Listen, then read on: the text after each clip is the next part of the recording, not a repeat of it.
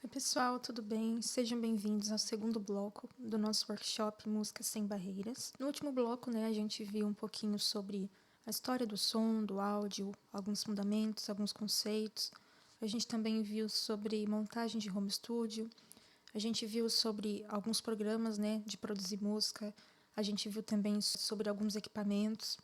A gente viu um pouquinho sobre o que a gente precisa, para fazer música, para começar a fazer música. E agora, a gente vai para a parte de fazer uma música. Então, a gente já sabe o básico, sobre áudio, a gente já escolheu o nosso setup e a gente agora vai pôr a mão na massa. A gente vai agora entender os passos para a gente produzir uma música. Então, os fundamentos de uma música. Uma música ela pode ser composta por vários elementos, mas há três em especial que são fundamentais, que é a melodia, harmonia e ritmo. Qualquer música, que a gente ouve hoje em dia tem esses três elementos. A melodia é o elemento que dá identidade à música. Geralmente, quando a gente quer lembrar de alguma música, a gente tenta lembrar o quê? A melodia da música. E a melodia, ela é feita da combinação de notas e pausas. São tocadas de forma linear, de forma horizontal, e ela tem uma harmonia. A harmonia, por sua vez, é um conjunto de notas que tocam simultaneamente, que a gente também chama de acordes, que acompanha a melodia, são a base para a melodia. Então, os acordes eles são a junção de notas que tocam ao mesmo tempo em harmonia e servem de base ali para a melodia. A melodia são notas individuais de forma horizontal que fazem a melodia da música. E o ritmo é o andamento, é o movimento, é a dinâmica da música, determina os intervalos, pausa, intensidade. Então o ritmo ele dá essa característica de movimento para a música. Passando aqui agora para alguns conceitos para a gente entender, para poder fazer uma música, a gente tem a função rítmica e tonal. Um instrumento que tem a função rítmica é aquele instrumento que vai coordenar ali a questão do tempo da música, o andamento da música, a dinâmica da música. Por exemplo, a bateria é um instrumento rítmico. Ele que comanda aí essa parte rítmica da música, essa parte de tempo, de andamento, de dinâmica. E um instrumento que tem a função tonal, ele tem o papel ali de desempenhar a questão melódica da música, a questão harmônica da música. Então, a gente pode pegar como exemplo piano, synths, violão, guitarra. E pode acontecer também que o mesmo instrumento, ele tenha duas funções na mesma música. Por exemplo, o baixo ele pode ter tanto a função tonal quanto a função rítmica. O baixo é um instrumento conhecido por sempre estar andando junto ali com a bateria. Então, quando o pessoal fala, principalmente baixista, de tocar um baixo mais groovado, mais junto assim com a bateria, nesse sentido, o baixo ele está fazendo tanto uma função tonal ali, de ser a frequência grave ali da música, quanto de ser rítmico, Ele acompanha a bateria ali para dar esse groove para a música. E essas funções elas variam a depender do estilo musical, mas a gente tem que ter em mente, antes de fazer uma música, qual papel cada instrumento vai desempenhar. Então, dependendo do estilo de música que você produz, você precisa pensar o que cada instrumento vai fazer na música. Outra coisa também que eu vou falar aqui, que a gente vai se aprofundar um pouco mais para frente, é a questão de frequências. Uma música bem equilibrada, ela tem essas frequências bem definidas e elas estão em harmonia dentro da música, que são as frequências graves, médias e agudas. Dentre essas frequências, a gente tem ali subgraves, médio-graves, também temos médio-agudos, enfim. Mas essas principais frequências, baixo, médio e agudo, cada instrumento precisa estar dentro da sua frequência específica, sem estar em conflito com a frequência de outros instrumentos. E é isso que a gente trabalha na mixagem, por exemplo. Quando a gente vai fazer uma música, qual o papel de cada instrumento dentro da música, o que cada instrumento vai fazer, qual papel ele vai desempenhar, se é a função rítmica, se é a função tonal, se é as duas funções. Então é algo interessante da gente pensar antes de fazer a música. Agora falando um pouco sobre estrutura, porque pensa a música como se ela fosse uma narração. Ela precisa ter uma introdução, um meio, um fim, ela precisa ter um desenvolvimento, ela precisa ter um momento ali em que ela sobe, que ela fica mais intensa, que ela cai um pouco, que ela fica mais calma. Então, tudo isso a gente trabalha na estrutura. A estrutura da música ela é composta de seções que se conectam e fazem parte de um contexto, de um todo, como se ela fosse uma história mesmo, início, meio, fim. E no momento de produzir a música, a gente precisa considerar esses pontos. O estilo que a gente vai produzir, a função de cada instrumento, como a gente comentou no slide anterior, e a melhor maneira da gente não se perder nesse processo é a gente usar uma música como referência. Como assim? Por exemplo, se você vai produzir uma música no estilo Melodic House, por exemplo, é interessante você pegar uma música que você goste daquele estilo, escolhe uma música que é referência naquele estilo, ouve a música, observe quais os elementos que tem aquela música, o que cada elemento desempenha na música. E assim, tenta literalmente fazer meio que um brainstorm mesmo daquela música, fazer anotações. Esse instrumento faz tal coisa, entra em tal parte. Usar uma música como referência já é meio caminho andado, porque a gente sabe aonde a gente quer chegar. Não quer dizer que a gente vai copiar aquela música. Quer dizer que a gente vai ter ela como base de como a gente vai construir a nossa música, em termos de estrutura, em termos de duração. Então é importante que a gente use músicas como referência. Isso é algo que eu estou tentando fazer, que eu tenho uma certa dificuldade de fazer isso, de pegar uma música, parar, estudar ela. Isso é muito importante, isso é meio que uma lição de casa pra gente, é a gente sempre buscar referências do tipo de estilo que a gente quer produzir. Então é importante a gente identificar a estrutura daquela música em específico, daquele estilo, e seguir como base para o nosso projeto. Agora a gente vai falar um pouquinho sobre as ferramentas, né, que a gente usa dentro do software para fazer música. E a gente vai começar aqui agora a falar um pouco sobre instrumentos virtuais e a linguagem MIDI. Bom, uma das coisas mais bacanas assim dentro da produção musical, dentro do computador, é que a gente consegue simular várias coisas. E dentre essas coisas, instrumentos. Por exemplo, a gente tem instrumentos na vida real. Hoje em dia existem programas que simulam instrumentos reais, que é o que a gente chama de instrumentos virtuais, e a gente consegue fazer música mesmo que a gente não tenha aquele instrumento na vida real. Então, quando a gente não tem um instrumento real e a gente quer produzir com aquele instrumento, a gente tem a opção de usar um VSTI, que é uma sigla para Virtual Instrument, e a gente usa a linguagem MIDI para conseguir tocar esse instrumento dentro do software. O MIDI é a sigla para Musical Instrument Digital Interface, que é uma linguagem de comunicação dentro do computador, que ele transmite ali a nota tocada, a intensidade da nota, que nesse caso é o volume, que a gente chama de velocity, a duração da nota, que chama length, e o tempo que a nota ocupa no compasso. E essa comunicação ela é feita com instrumentos virtuais dentro da DAW. E a linguagem MIDI é muito bacana porque ela permite que a gente edite notas sem precisar regravar de novo, que a gente mude instrumentos posteriormente. A gente também consegue compor sem saber tocar muito bem, porque essa janela MIDI dentro da DAW permite que a gente edite as notas, que a gente mude tudo que a gente gravou, tudo que a gente tocou, e também permite que a gente produza música usando apenas o computador, sem precisar de um controlador MIDI, porque se a gente não tem um controlador MIDI, a gente consegue trabalhar com as notas MIDI dentro desse editor MIDI aqui.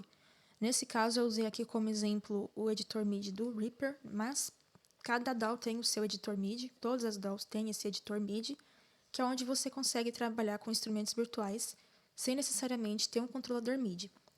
E controlador MIDI é qualquer dispositivo, a maioria estilo um teclado musical, que vem com teclas, né, de teclado, alguns vêm com pads também, e esses dispositivos permitem que você envie informações MIDI para dentro do computador, que é onde tem essa comunicação aqui, que eles leem as notas, tudo que a gente executa, né, no controlador MIDI, a essa leitura e converte para o instrumento virtual em questão que a gente estiver utilizando. Como eu falei antes, se ficar alguma dúvida, vocês podem perguntar que eu vou estar aí respondendo, tá bom? Agora a gente vai falar um pouco sobre os plugins. A gente já viu um pouquinho sobre instrumentos virtuais e os plugins, eles são basicamente programinhas que funcionam dentro do programa de produção musical que a gente usa dentro da DAW. E esses plugins, eles podem ser de instrumentos virtuais, como a gente conversou, que pode ser piano, sintetizador, instrumento de orquestra, bateria, baixo, etc. E também os plugins podem ser de efeitos, como equalizador, compressor, reverb, delay. Esses efeitos é o que a gente usa para mixar nossa música, para dar ambiência para nossa música, para processar o áudio, enfim, para lapidar a música em si. E tanto os plugins de instrumentos virtuais quanto de efeitos, eles são fundamentais na produção, pois eles simulam, né, instrumentos, como a gente viu, e efeitos reais também, e eles costumam ser mais acessíveis. Porque antigamente, né, quando a gente ainda não tinha essa coisa de produção musical no computador, instrumento virtual, plugin de efeito virtual, era tudo analógico. Então o compressor era aqueles racks analógicos grandões assim, por onde os engenheiros de áudio, por onde os produtores, eles processavam todo o áudio que era gravado. E esses equipamentos só são encontrados, né, em estúdios muito, muito caros. Não é todo mundo que tem condição de produzir um álbum, um EP, uma música que seja, nesses estúdios. E a gente consegue ter, né, esses dispositivos replicados de forma virtual aqui. E hoje a gente tem tudo isso, né, na tela do nosso computador, do nosso celular, então facilitou muito. E são bem mais acessíveis. Outra coisa bacana também, por exemplo, você é baterista, mas você não tem uma bateria. A gente tem hoje plugins de bateria que a gente consegue utilizar nas músicas usando uma linguagem MIDI. Por exemplo, eu não tenho um baixo, mas eu consigo utilizar um baixo em uma produção usando um plugin de baixo e assim por diante. A gente encontra essas opções tanto gratuitas quanto pagas. Agora a gente vai falar um pouco sobre uma coisa muito importante no processo de produção, que é a mixagem. Lembra que eu falei para vocês lá no bloco anterior que cada instrumento tem uma frequência, cada instrumento toca em uma frequência específica? A mixagem é o processo da produção musical onde a gente vai colocar cada coisa no seu lugar, onde a gente vai trazer equilíbrio para cada elemento dentro da música e onde a gente vai fazer cada elemento, quando somado com os outros elementos, ser coerente. Então imagina que até o momento, né, no processo da gente produzir, a gente fez só uma coisa bruta, né? Vamos imaginar que a gente é um escultor aqui e a gente só encontrou uma forma numa matéria bruta. A mixagem é quando a gente vai esculpir, de fato, aquela estatueta que a gente vai fazer ali. E a mixagem é isso, é dar forma à música, né? É torná-la coerente. É quando a gente organiza os elementos da música, a gente equilibra os volumes e a gente permite que cada instrumento ocupe seu lugar respeitando o papel de cada frequência no contexto geral. Então, a gente já tem ali a música toda produzida, vamos supor que a gente tem guitarra, baixo, teclado, piano, enfim, uma infinidade de coisas. A mixagem é quando a gente vai fazer o quê? Vai regular o volume de cada elemento, de modo que um elemento não fique mais alto ou mais baixo que o outro. E isso varia muito de acordo com o estilo. São todos esses detalhes da gente literalmente dar forma à música que a gente trabalha na mixagem. Falando agora de forma mais direta, a gente trabalha principalmente o volume de cada faixa da música, né, de cada elemento da música, a frequência que cada elemento ocupa, a gente coloca cada coisa em seu devido lugar. Toda frequência que não é característica daquele instrumento, a gente tira, a gente utiliza ali um equalizador para conseguir tirar aquelas frequências ou para dosar aquelas frequências. A gente também trabalha o panorama, que é a questão de lado direito, lado esquerdo, centro. Vamos imaginar que a gente está assistindo uma performance ao vivo de uma banda de rock. E vamos supor que você está aqui em cima do palco, né? Qual elemento fica do lado mais direito, do lado mais esquerdo? Por exemplo, a gente sabe que a bateria geralmente sempre fica no meio. Aí no kit de bateria, a gente sabe que o chimbal, para quem é destro, sempre fica um pouco mais para a esquerda. A gente sabe que os tons, o prato de ataque sempre fica um pouco mais para a direita. Então, tudo isso a gente trabalha na mixagem, né? Na hora de mixar um kit de bateria, a gente tem que pensar nesse aspecto. E aí depende do que você pretende alcançar. Por exemplo, se você tem 2 guitarristas numa banda, de repente um guitarrista toca do lado direito, outro guitarrista toca do lado esquerdo. Então você coloca uma guitarra para direita, outra guitarra para a esquerda. De repente o baixista fica um pouco mais para o lado esquerdo também. Então tudo isso a gente consegue usando o panorama e espacialidade, né? Porque embora cada instrumento tenha sua característica, tenha sua frequência, num contexto geral, eles precisam fazer sentido, eles precisam estar coesos. E nisso a gente usa o quê? Ambiência. Vamos supor que a gente está vendo uma performance ao vivo. Todos os instrumentos tocando no mesmo espaço, no mesmo ambiente. É um exemplo de como a gente trabalha espacialidade dentro de uma mixagem. Então, definir o volume de cada instrumento em relação aos outros, organizar os instrumentos dentro de suas faixas de frequência, como a gente conversou, de acordo com sua tessitura. Tessitura é o mesmo que timbre. Distribuir os sons entre esquerda, direita e centro, que é o que a gente conversou, para construir essa imagem estéreo da música, trabalhar a espacialidade entre os instrumentos para alcançar essa coesão no contexto geral. Então, tudo isso a gente trabalha dentro da mixagem. E outra etapa da produção musical que é muito importante, que é quando a gente tem ali a nossa música já finalizada e que a gente quer, por exemplo, distribuir essa música para as plataformas digitais, né? Spotify, Deezer, Apple Music, Tidal, enfim, são várias plataformas disponíveis hoje em dia. E o momento da gente deixar essa música pronta para essas plataformas, a gente chama de masterização. A masterização ela tem como objetivo ajustar o volume final da música, garantindo ali o equilíbrio sonoro e preparar o áudio para diferentes meios de reprodução, como, por exemplo, fone, caixa de som e as plataformas de streaming, né? E a masterização, ela não cria a música, certo? Ela só refina o que foi construído na mixagem. A masterização, ela não conserta uma mixagem ruim, certo?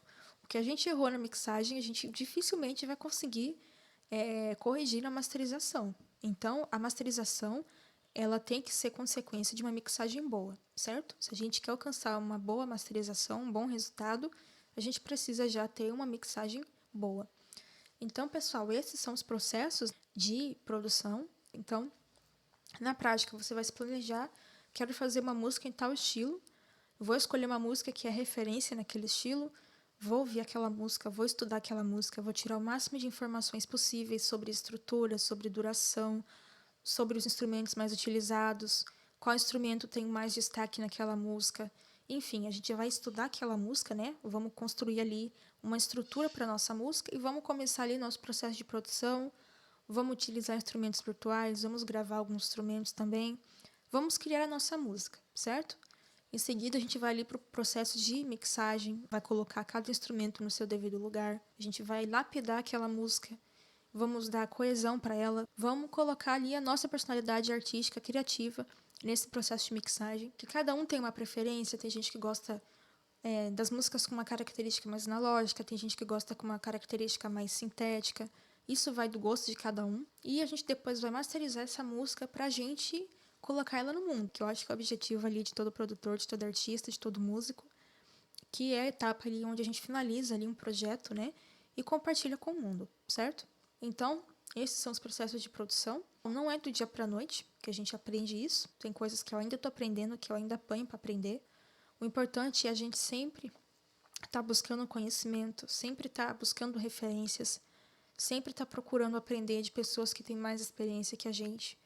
E sempre estar aberto a vários estilos musicais. Isso vai aumentar o seu repertório musical, vai te dar mais ideias, vai te dar mais inspiração, mais criatividade para você trabalhar nos seus projetos. E enfim, a gente chegou ao final dessa jornada de conhecimento sobre áudio e produção musical. Eu espero que essa troca de experiências tenha sido útil e que cada um saia daqui confiante de que, independente, né, do que você tem em mãos hoje, é totalmente possível você fazer o que você ama, porque no fim das contas não é sobre o que a gente não tem, mas é sobre o que a gente faz com o que a gente já tem. E fazer arte é ser intencional. E o que realmente conecta as pessoas não é repetir o que todo mundo já faz, mas é a gente ter coragem de fazer o que poucos fazem, que é ser autêntico e verdadeiro. Você ser você mesmo na sua arte. Não querer copiar todo mundo, não querer fazer o que todo mundo está fazendo, mas fazer o que realmente você gosta, o que realmente diz sobre você, sabe? Porque afinal a sua arte é apenas uma extensão de quem você é. Então, espero que vocês tenham gostado, né, dessa jornada que a gente teve de conhecimento sobre produção musical. E se vocês tiverem qualquer dúvida a respeito de qualquer coisa, vocês podem estar mandando mensagem, vocês podem perguntar que eu vou estar atenta nos comentários para poder tirar as dúvidas de vocês, tá bom? Espero que vocês tenham gostado. Qualquer coisa, estou à disposição e a gente se vê nas próximas oportunidades. Tchau, tchau.